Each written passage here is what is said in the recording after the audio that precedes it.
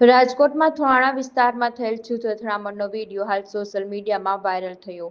રાજકોટમાં પોલીસનો ખોફ જ ન હોય તેવા દ્રશ્યો હાલ સામે આવ્યા। આવારા તત્વો જૂથ અથડામણમાં સોડાના બોટલ, ઈંટ તેમજ પથ્થરના છૂટા ઘા કરતા હોય તેવા વિડીયો સામે આવ્યા। કાયદો વ્યવસ્થાની સ્થિતિ સામે સવાલ ઉભા થાય તેવા વિડીયોથી પોલીસ કામગીરી સામે પણ અનેક સવાલો ઉઠ્યા। સમગ્ર જૂથ અથડામણની ઘટનામાં 4 જેટલા લોકો ઘાયલ થયા હોવાનું સામે આવ્યું છે। ઝૂમ કરી ઉતાર દે, બધાય દેખાય એમ।